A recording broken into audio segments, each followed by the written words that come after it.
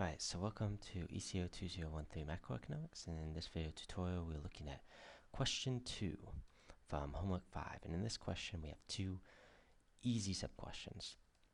First is create a graph showing the demand curve for insulin that's perfectly inelastic using a generic label for each axis, and then showing a perfectly elastic demand curve for wheat. So this is very easy, and in order to do this, all we need to do is basically come up with a data set.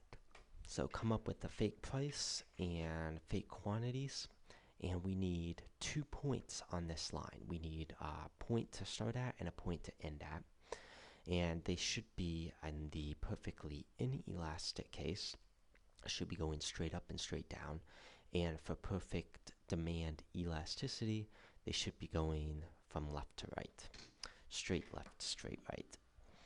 So let's go ahead and open Microsoft Excel. Got a new sheet here.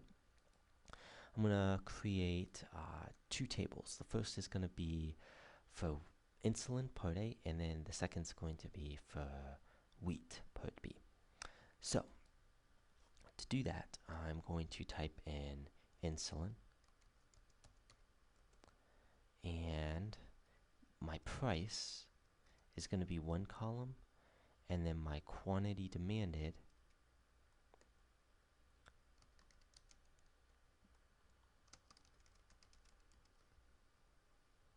will be my second column. And this price is going to be, I'm going to come up with one.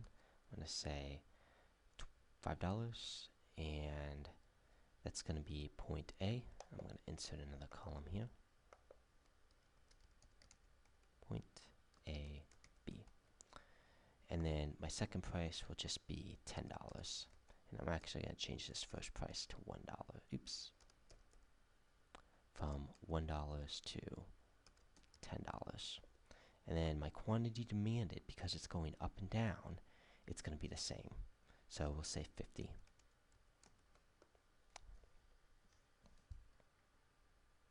So I'm going to label this as the market for insulin. Excuse me, quantity demanded of insulin.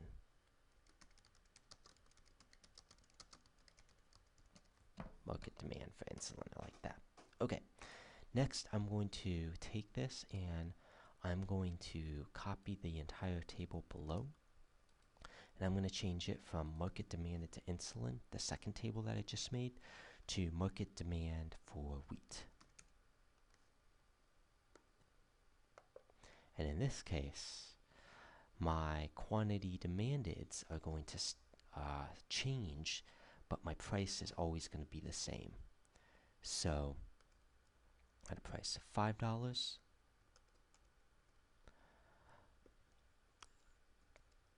I could demand 10, or I could demand 100.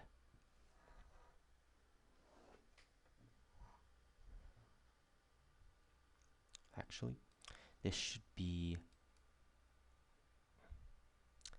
the market, the market demand for wheat. So let's go ahead and insert our scatter plot. We'll do scatter plot with smooth lines, and then select data, and then we're going to add our data series. So this is going to be market demand for insulin, and our price is going to be the X values, and our quantity demanded is going to be the X values. Our price is going to be the Y values. Alrighty.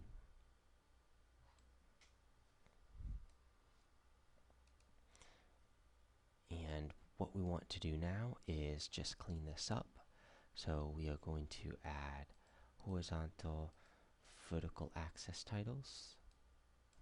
So this will be price on the vertical or y-axis, and quantity on the horizontal or x-axis.